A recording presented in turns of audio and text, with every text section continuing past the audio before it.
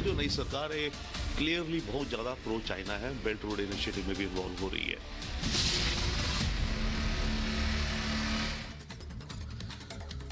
तो मालदीव को लेकर मालदीव सरकार जो है वो लगातार बैकफुट पर जा रही है, क्योंकि भारत मजबूती के साथ इस द्वंद्व युद्ध में जो है वो फ्रंट फुट पर खेल रहा है। सवाल यही है क्योंकि अब अमिताभ बच्चन की तरफ से भी ये ट्वीट किया गया है कि हमारे अपने देश के द्वीप जब इतने खूबसूरत हैं तो मालदीव जाने की जरूरत क्या है। मालदीव पर अमिताभ बच्चन ने निशाना साधा है और यह कहा है लक्षद्वीप और अंडमान निकोबार के समुद्र बहुत खूबसूरत हैं।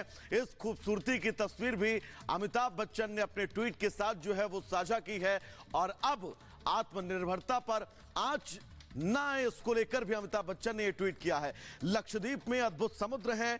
प्रधानमंत्री नरेंद्र मोदी ने भी अब से 2 से 3 दिन पहले लक्षद्वीप का दौरा किया था और वहां की खूबसूरती पूरे देश के सामने रखी थी। और अब अमिताभ बच्चन का यह ट्वीट।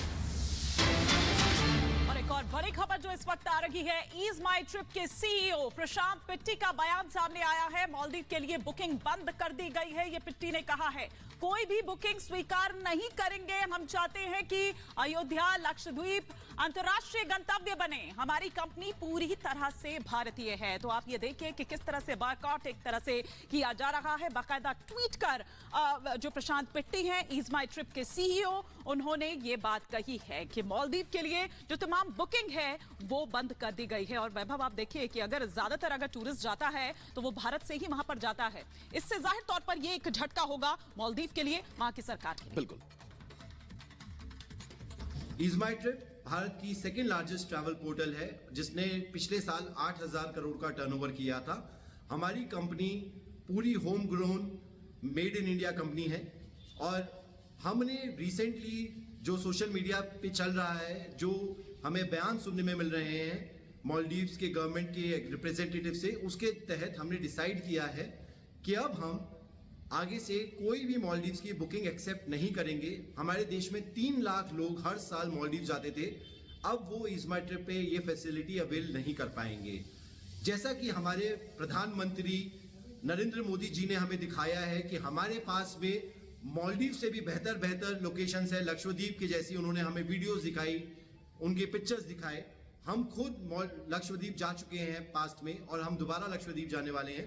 और हम बाकी एयरलाइन से भी अनुरोध कर रहे हैं कि वो डायरेक्ट कनेक्टिविटी बनाए लक्षद्वीप की। चले उस बीच एक और बड़ी खबर आपको बता दें। मालदीव के विदेश मंत्रालय ने भारतीय उच्चायुक्त को बुलाया है। 12:30 बजे बुलाया गया है। आपको बता दें इंडियन हाई कमिश्नर को मालदीव के जो उच्चायुक्त हैं उन्होंने बुलाया है। भारतीय उच्चायुक्त को मालदीव में बुलाया गया है। इसके पहले हमने देखा था कि कैसे भारत के अंदर विदेश मंत्रालय ने तलब किया था मालदीव के उच्चायुक्त को, उनसे सवाल जवाब हुए थे और अब 12:30 बजे भारतीय उच्चायुक्त को बुलाया गया है। मालदीव के विदेश मंत्रालय ने भारतीय उच्चायुक्त को बुलाया है, यानी कि मालदीव के अंदर इससे पहले आर्थिक मोर्चे पर जब उसे लगा कि तगड़ी चोट भारत देने वाला है, अपने तीनों